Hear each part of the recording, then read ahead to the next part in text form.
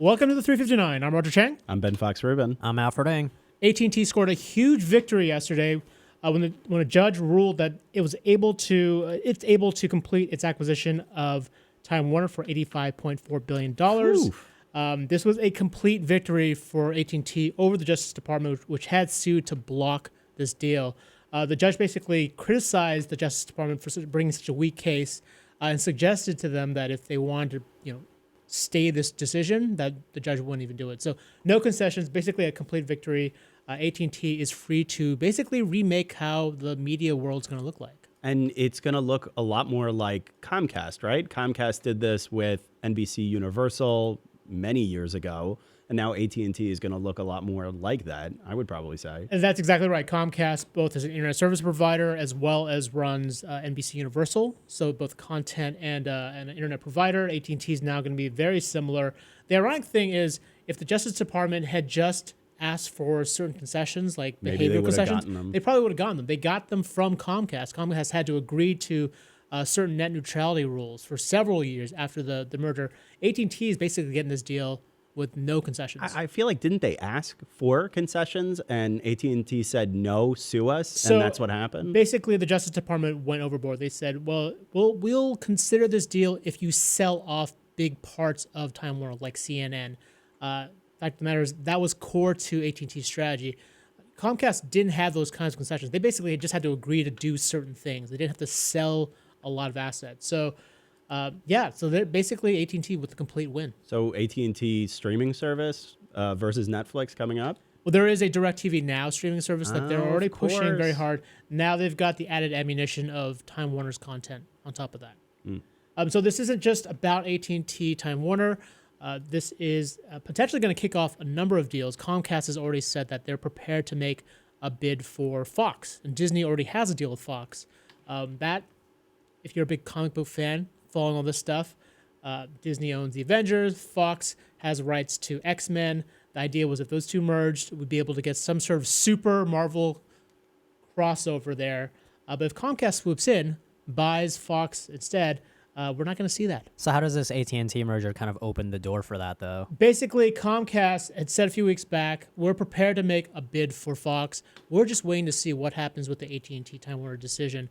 And the fact that the decision went so overwhelmingly positive for AT&T basically opens the door for a bunch of companies to look at other companies for acquisitions. Right. And that includes our parent company, CBS, That's Viacom, Discovery, Lionsgate, AMC. AMC. There are a lot of smaller players out there that need to bulk up to a certain extent to go up against Netflix, Facebook, Google. I mean, those companies are gigantic, and little old CBS, we'll see what happens to our guys.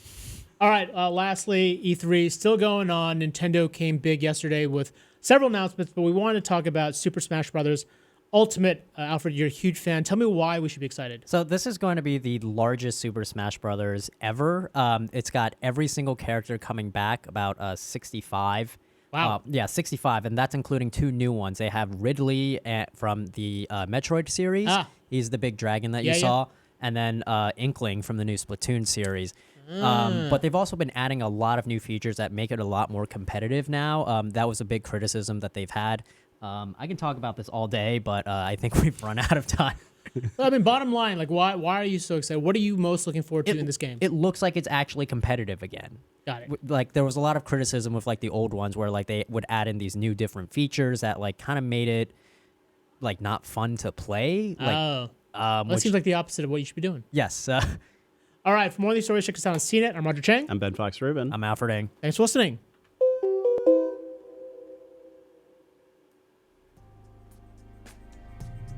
I had a quick question.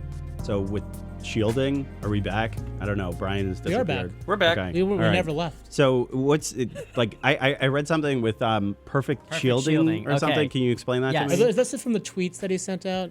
I don't It was know. like I just perfect- read it There somewhere. was some like Omega level thing too Yes. that I didn't really understand. Okay, Please so- explain. All right, I'll explain. I'll do it in the order that they came in. So perfect shielding. This is a concept that like you've seen in other games like Street Fighter and like the Dragon Ball Z fighter that's come out too, where like you can block an attack, but if you time it perfectly, then you have a better window of opportunity to counterattack. Mm-hmm. They didn't really have that in like the old Super Smash Bros. They had it in Melee, which was the one for the GameCube, where if you timed the block perfectly, it like reflected an attack, and you had like a small window. Like there were a lot of mechanics in this one that like were in like the old competitive games, but to see Nintendo like directly acknowledge that and bring that into the game, that's like pretty important. Just because like for a while they've kind of been shunning like the competitive community. Yeah. Because it's more so like, oh, we're making like party games. These are like for you to have fun. It'd be like, imagine if somebody played like Wii Sports competitively. Like I'm sure that's a thing somewhere, but like for Nintendo to acknowledge that, like if they hosted their own like Wii Sports tournament or something like that, that would be like huge. Nintendo also introduced a GameCube controller, right? Yeah, so that's the other thing too. So most of the competitive scene has always been playing using GameCube controllers.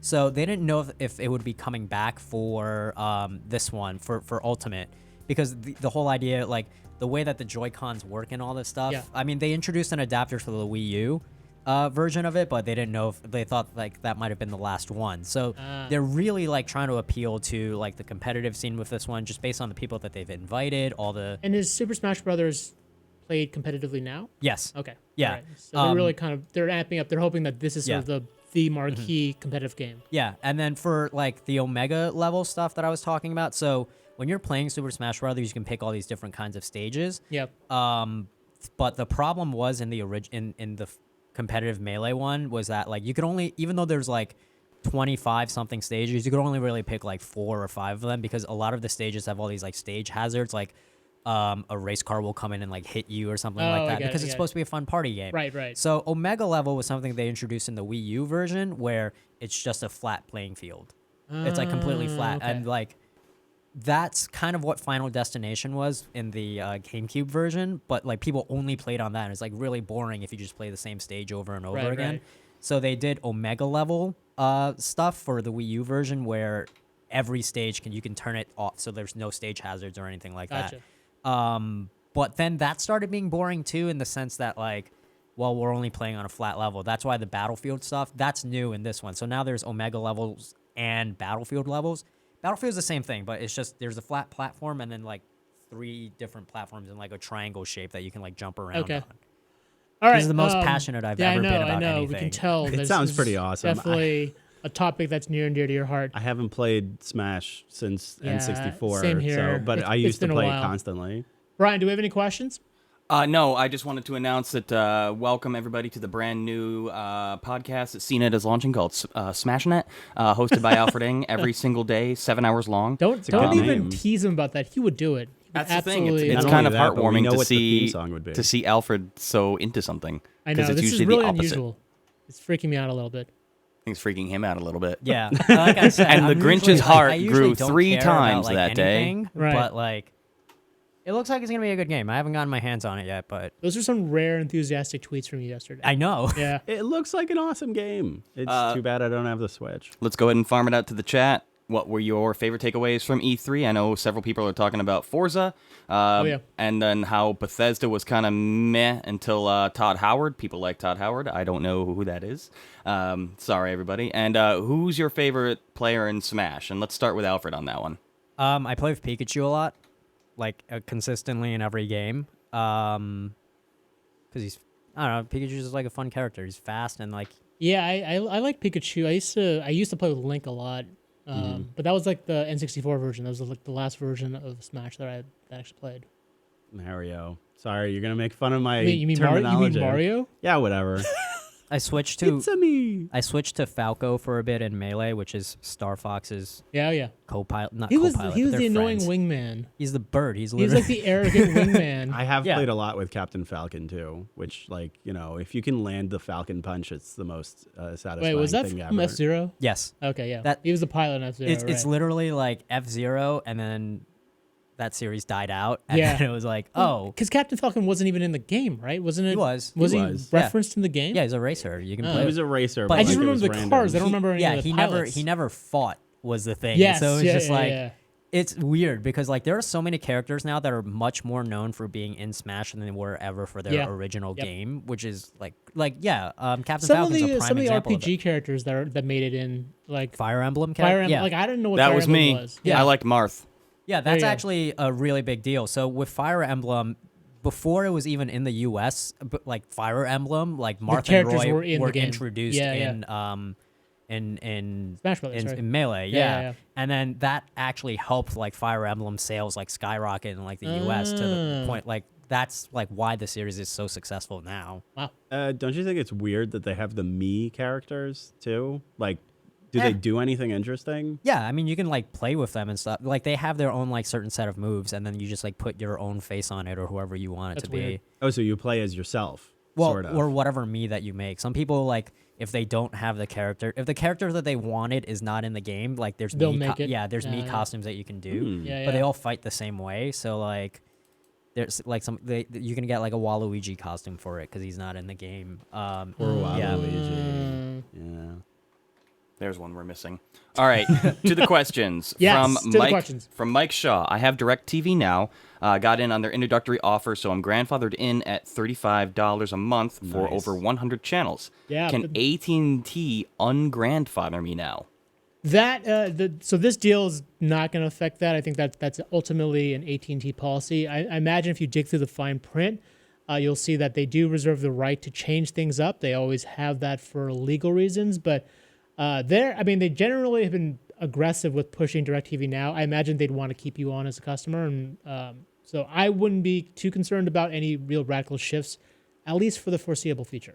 To add into that, and maybe this sounds too optimistic, but do you think that DirecTV Now is going to get more channels for somebody like Mike because Time Warner is going to get added in? You know, I'm still struggling to figure out what the immediate impact of this is. I mean, they've already got an HBO bundle. If you sign up for the unlimited plan, you get HBO for free now.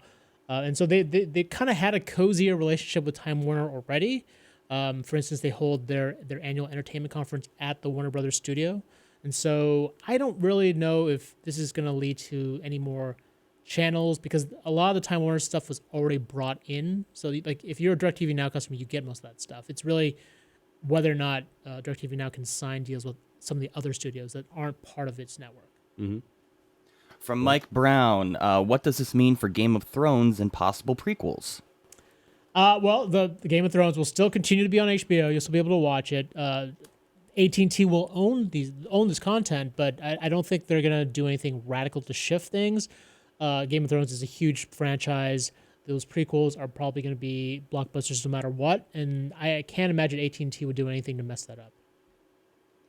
They call in the dragons using AT&T service. Like the service dies out. It's like, oh wait, I've got a Sprint phone. Damn it! They replace the Iron Throne with all like just like it's like a cell tower. Cell towers. A melted down cell tower. From Tyler Nichols, do you think the Disney-Fox deal will really go through? I really want to see an MCU Fantastic Four. I think we all do, Tyler. Absolutely. I'm a big fan of, well, I'm not a huge fan of Fantastic Four, but I'd love to see them done justice in film, which hasn't really happened yet. But it's unclear because if Comcast is coming in, and they're basically coming in with a promise of a much larger bid than what Disney put in. So if Comcast buys Fox, then basically that crossover is done. And I know there's a lot of excitement over Avengers and X-Men getting together, but that may not happen now. Do you personally think, and this is a lot of speculation on this part, obviously, but Josh Boyda asks, would Disney or Comcast be the more likely candidate?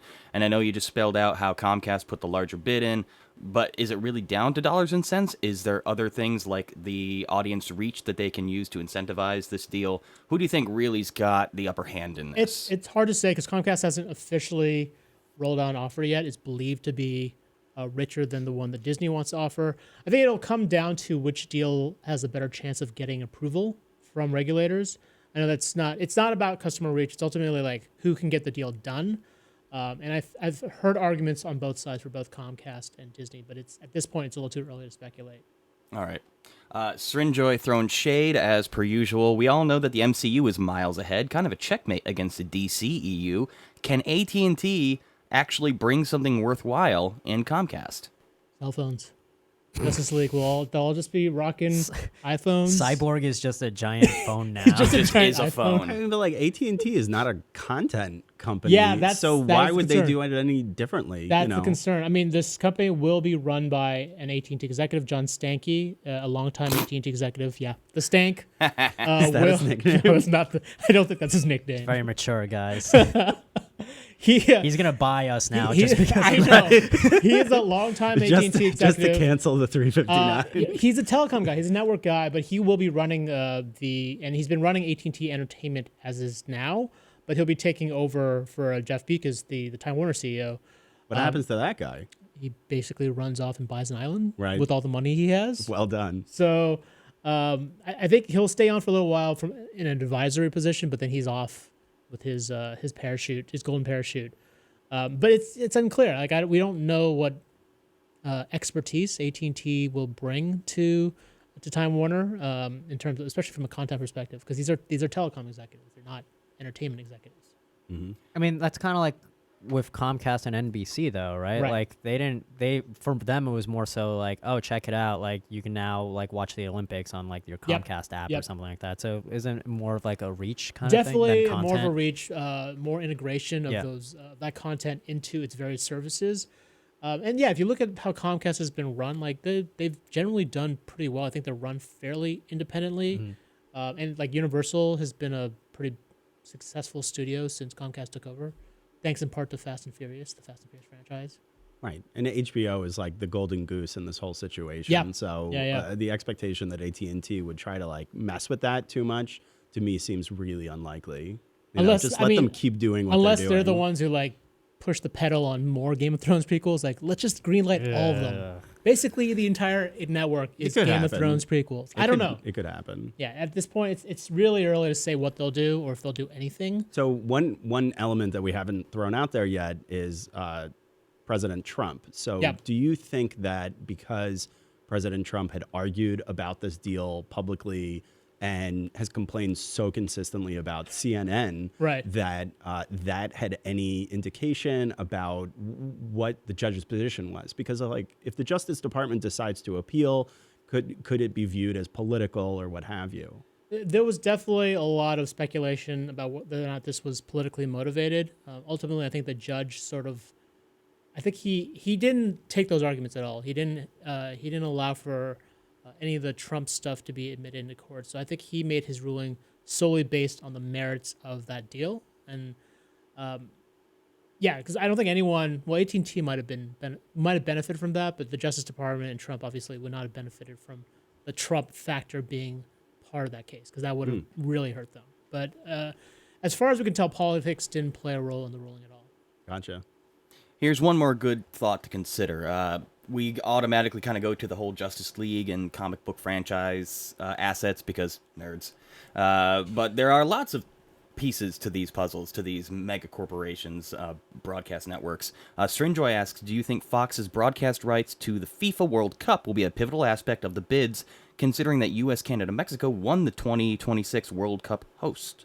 Ooh, well, that's a really good question. I imagine that'll play a big role. Those are valuable rights. Let's see if the U.S. team actually makes it to the World Cup then, because they're not this year. So, but I imagine that's a big factor in the calculation for both companies. Anything else we can think of that might also be mega contender? Like, I'm kind of wondering if they're the bids swoop in and just nix the DCEU as hasn't exactly done particularly well. Like, could we just see the Justice League go away? I don't think they bought. I don't think they go for away. the DCEU though. No, they didn't. I mean, it's part of the package. I mean, if I were John Stankey for a day, the first thing I would do would go in and be like, all right, let's reboot the DCEU. Again? Let's just start all over. They've done that a few times. Start all over. No, we need to start all over. It's a complete mess. But only Wonder Woman stays. Yes, you're right. Wonder Woman true. sticks around. Her film didn't really. I feel like it didn't really tie that much into the rest of the. Like, you could probably excise With good reason. Yeah. So, reboot everything but Wonder Woman, because Wonder Woman's pretty good. I mean, that's what DC does, is just kind of reboot stuff over and over again. I mean, that's the comic book industry, right? True, but DC are kind of the granddaddies of it. They're really good. I mean, look, we complain about how the DC movies aren't as enjoyable or successful as the Marvel ones, but don't they make a ton of money? Yes. Well, so the Justice League film, while it did make a lot of money from an absolute perspective, they've done progressively worse. Like the Justice League, I think, did worse than Suicide Squad, did worse than Wonder Woman. And that was expected to be like their Avengers. That was their Avengers. That was their big film. I mean, a film with Superman and Batman, like two of the most recognizable characters in all of pop culture, and it somehow does. Yeah, Didn't but you're Batman forgetting versus Superman do like really well? Though? You're forgetting It that did horrible well, movie. but again, the reviews were negative, and it didn't generate interest for next films, like as evidenced by the Justice League. So reboot AT&T, reboot the Justice League and all of DC. You heard it. Except for Wonder Woman. Stanky. You heard it here first. All right, I think that's about. I'm gonna get a call from AT&T. He's gonna buy you so hard. We are out of time. Thanks everybody, and thanks for being patient with us during the rocky turmoil scheduling here. But we're back. We're good. We'll be around. Pog form. Pog form. Pog form, In indeed. Pog form. But yeah, thanks everyone. We're back tomorrow, and somebody take us out of here. Do it. Oh, all right. You want me to do it? I mean, yes. You can do it. It's Fine. Do it. I don't even know what camera to look at. Don't Fine, worry I'll do about it it. while staring right at you. Okay, the 359 is available on iTunes, TuneIn, Stitcher, FeedBurner, Google Play Music, the Amazon Echo, and of course, CNET.com. Thanks everybody for your questions and tuning in. We'll see you all tomorrow. Bye. Bye.